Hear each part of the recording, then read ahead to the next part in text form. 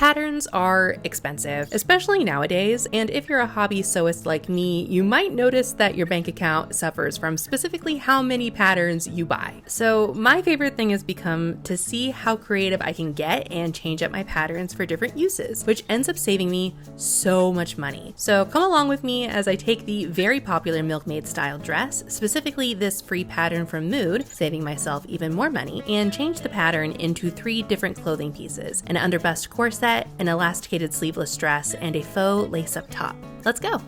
So for the corset, I first noticed the possibility of this with my Penelope outfit when I made the milkmaid dress the last time. So I'll be using the bodice portions of the dress pattern, taking away that gathered bust section, and just using the underbust sections to create a corset. The fabric I'm using is actually leftover floral linen from a furniture flip.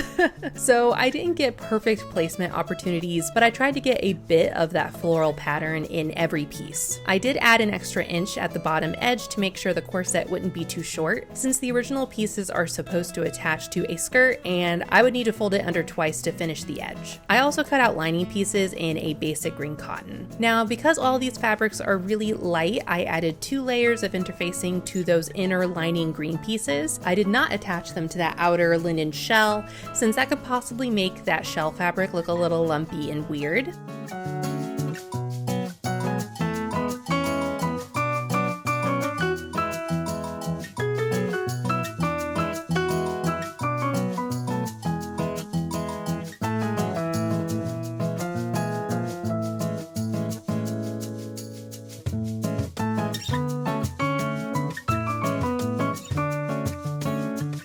Good morning.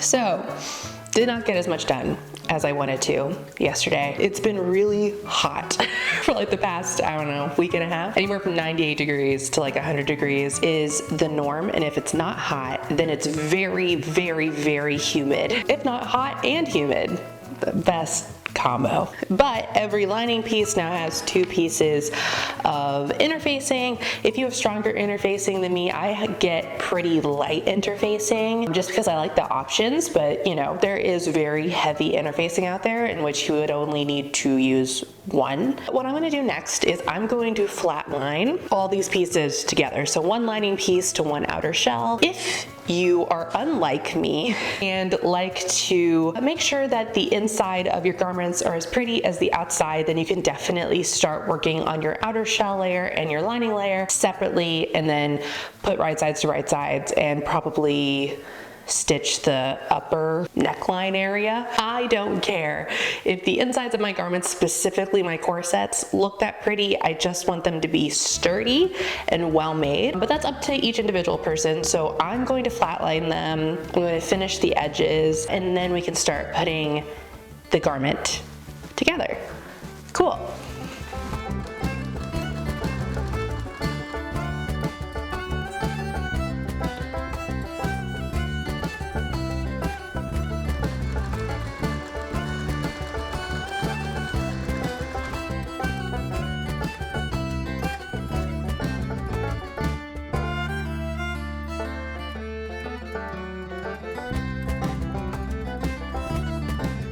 I just bought these little clip pins and I am obsessed with them. I feel like they really help keep the fabric from moving. As far as flatlining, I started by basting all the edges about 1/4 inch closer to the edge than the seam allowance, and then went back into the zigzag stitch so that the fabric wouldn't unravel. I should have kept the bottom edges unfinished so I could slip the boning in, since it's going to slip between the lining and the outer shell, but I just clipped those stitches away later.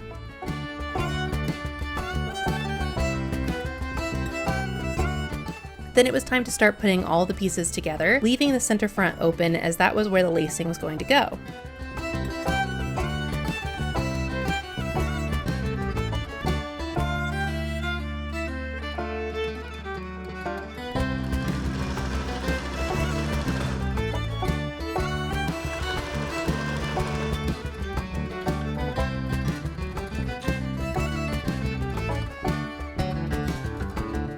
I then tucked the top edge under and stitched that down.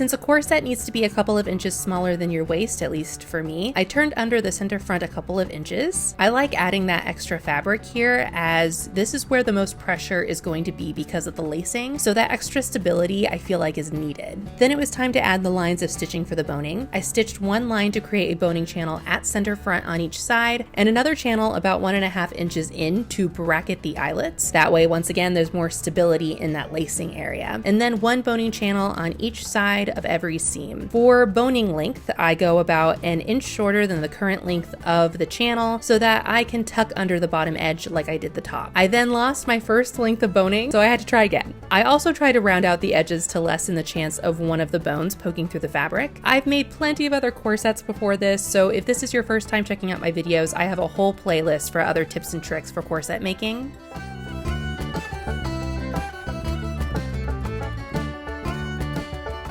Once all the boning was done, I tucked under the bottom edge and made eyelets for the lacing.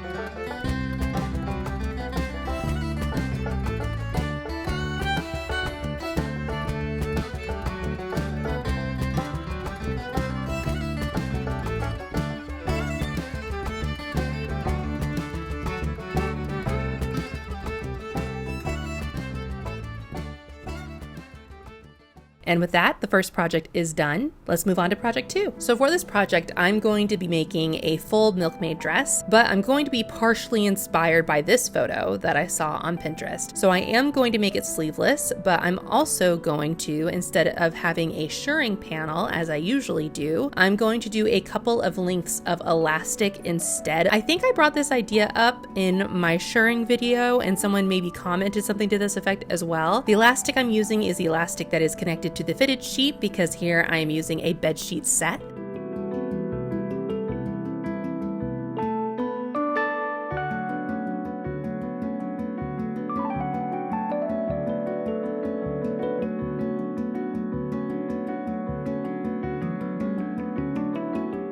So I'm going to make all the bodice pieces just a bit larger so that they will fit over my body instead of having a zipper. And then the elastic will make sure that it all looks nice and flattering.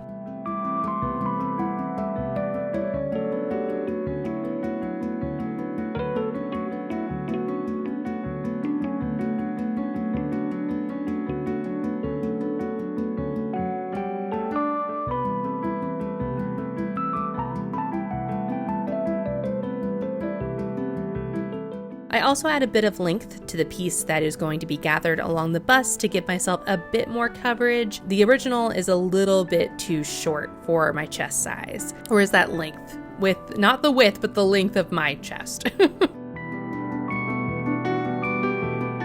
Now as for the skirt, you can totally use the pattern's skirt panels that are included, but I like a bit more of an A-line cut, so I use these from a different pattern.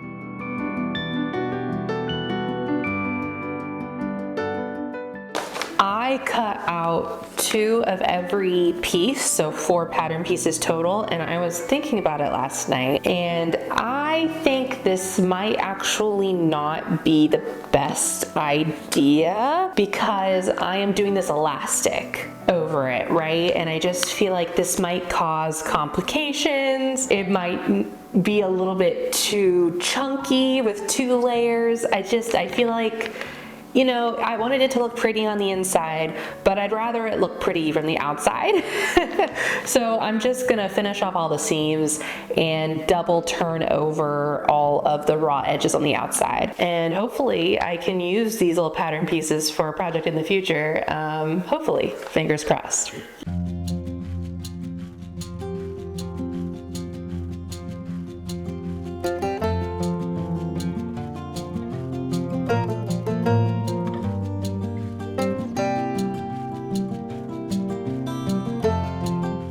So the first step was to sew all of the underbust and bodice pieces together. I then tried it on and realized it was a bit too large, so I had to take all the seams in just a little bit.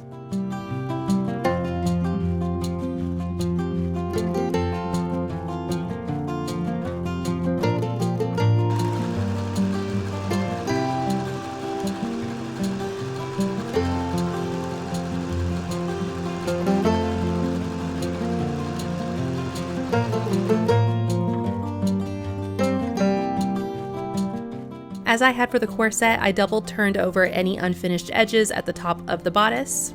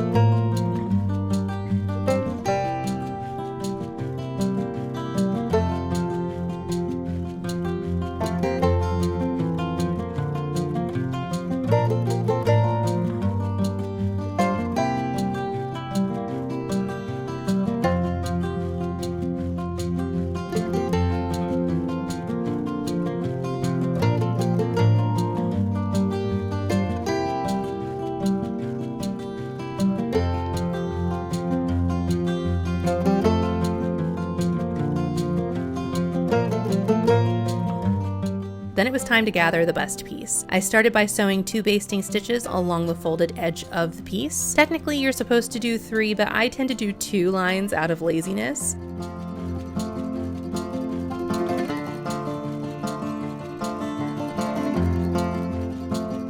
And then I did the same a few inches down on the sides and along the bottom edge.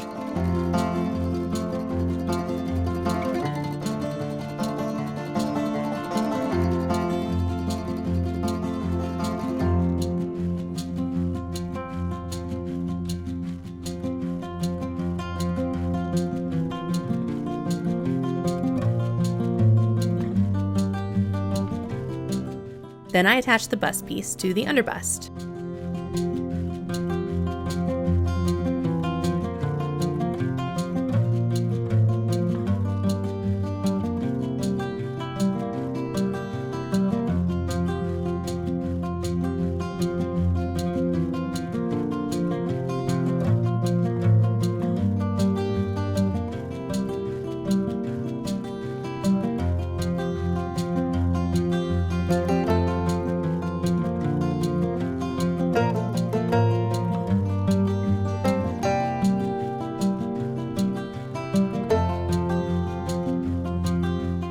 I added some small lace to the top of the bust and did a zigzag stitch to tack it down, as well as the gathering.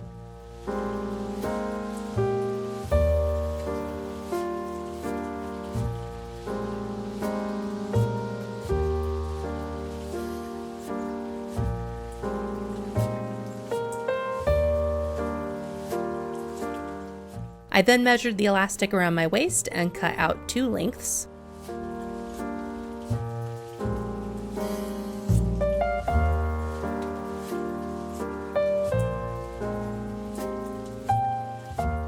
I started by trying to eyeball the placement, but quickly realized I needed a guide, so I marked a straight line across the entire bodice and then sewed the elastic down with another zigzag stitch.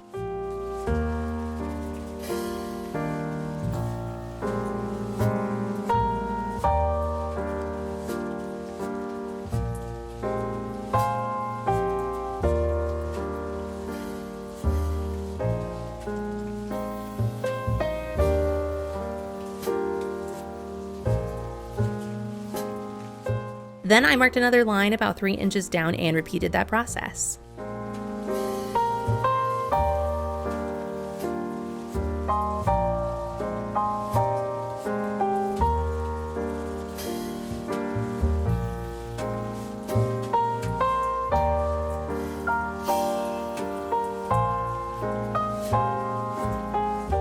I also wanted lace straps, but I wanted them to be more stable, so I backed them with a length of cotton behind them.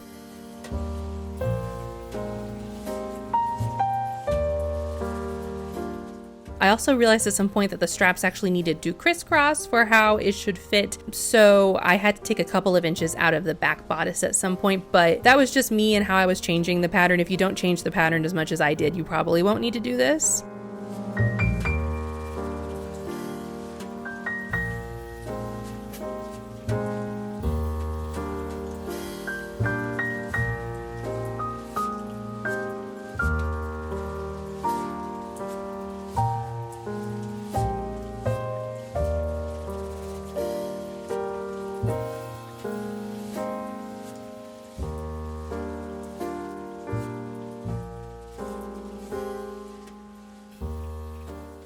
The last step was to attach the bodice to the skirt and hem the skirt, and it's time to move on to project number 3.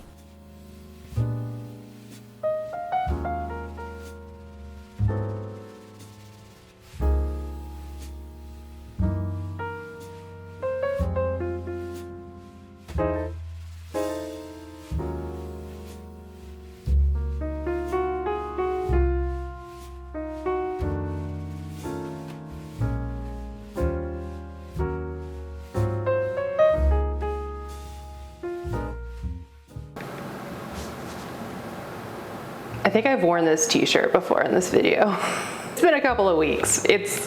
I've washed this more than once. All right, last project is, I have this shirt that I bought from Target a very long time ago. And you know how they have that thing of like, if you return something, they let you keep it for like a lot of the times. This was one of those, but I didn't know what to do with it because I liked it. The only problem is that this is a large with like little tiny A cups, not even A cups. I don't know who fits into this. I guess some people do. Of course, some ladies who fit into a large will fit into that bust cup, but I just feel like they could have sized the bust cup up a little bit. I don't know. So I kept it and I've just kind of been leaving it around, not knowing what to do with it. And I think that I'm going to take these bust cups out and take the leftover fabric that I have from my shirring dress project and put a bust cup, like a new bust cup, into this front, and then maybe do like some cute lacing detail at the front, just to make it like a cute little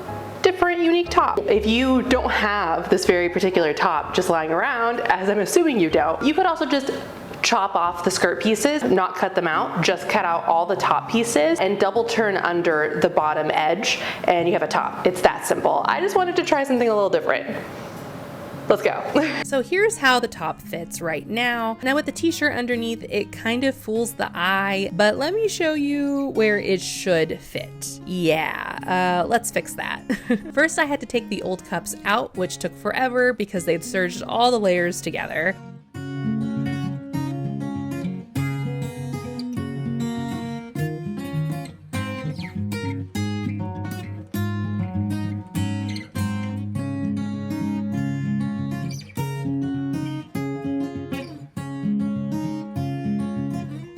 I also cut out the section in between the two cups because we wouldn't be needing that.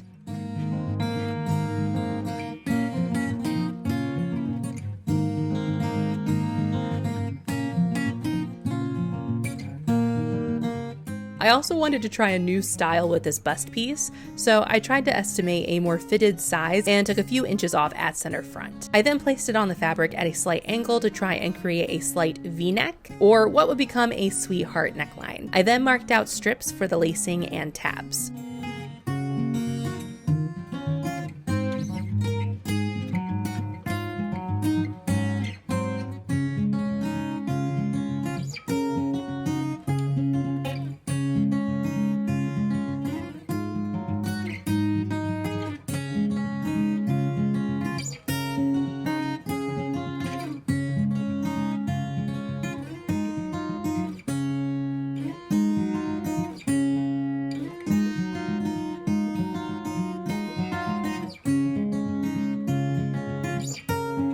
Since this bust piece was only one layer, I tucked under the raw edges and stitched that down.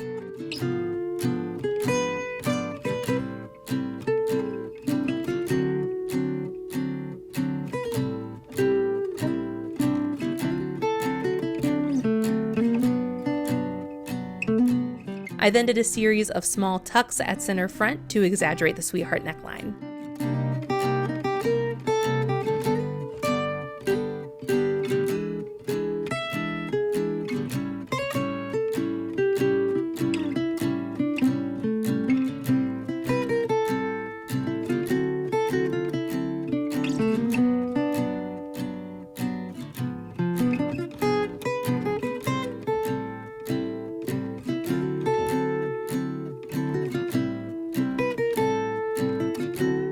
Instead of gathering the bust piece to the underbust piece, I did a series of pleats instead, just because I wanted to try something different and I thought it might look better with the pleats at center front as well.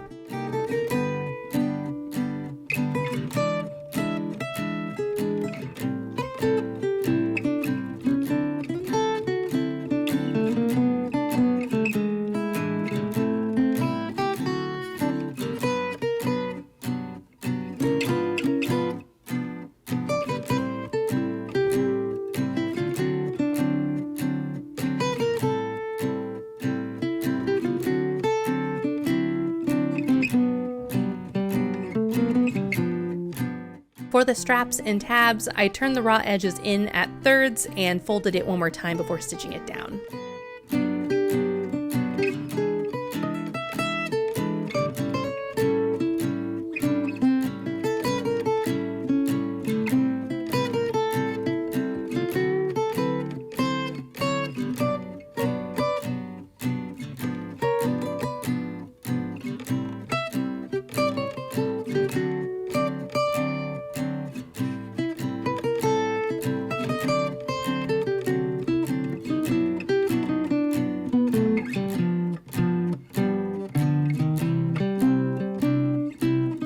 After measuring out 8 equal-sized tabs, I tucked one raw edge into the other and folded it once more to create a tab that did not have to be inserted into a seam. You could definitely leave the edges raw and just make sure they're inside of your garment, or if you have a shirt like this, just take out those seams and then put them back together with the tabs. But I didn't feel like taking the top apart any more than I already had.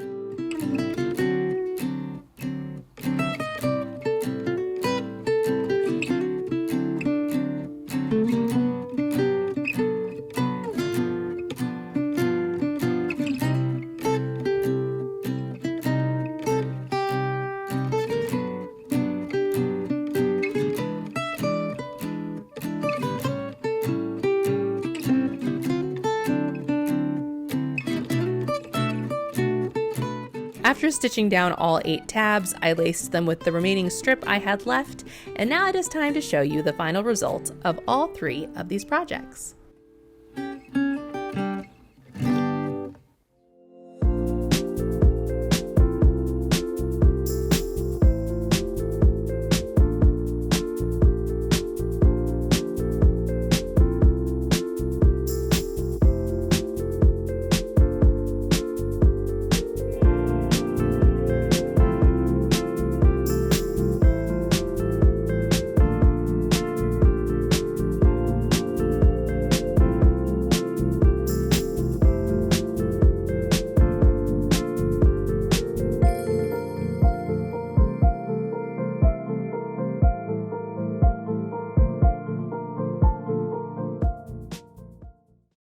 So I am very, very, very, very hot. I even had to put my hair up because I'm so hot. It's not even worth doing my hair anymore. But we're gonna do this, just a nice little quick bow at the end. Final thoughts. The dress I really love. In fact, when I first finished it, I really did like it. It is funny how sometimes you just need some space, because now I think it's really cute. The back is a little wonky, but overall, I think I really like it. The bust section of the top was still a little bit awkward, but I just needed to experiment a little bit, and overall I think that's a pretty cute top. Really love this. This is probably my favorite of the 3. I don't really have any notes. I probably will take this ribbon off and put in just like a strap of this fabric, just because I don't think I like how many bows are going on here. But you know, other than that, I really just needed to get this milkmaid bug out of me, and I think I have done that with this video. Whew! And hopefully I helped maybe some of you guys think differently about your patterns and maybe save a little money, which is great right now. If you enjoyed this video, be sure to like and subscribe and comment. All those things really help me out. Thank you so much for hanging out with me, and I hope to see you back here next time. Bye!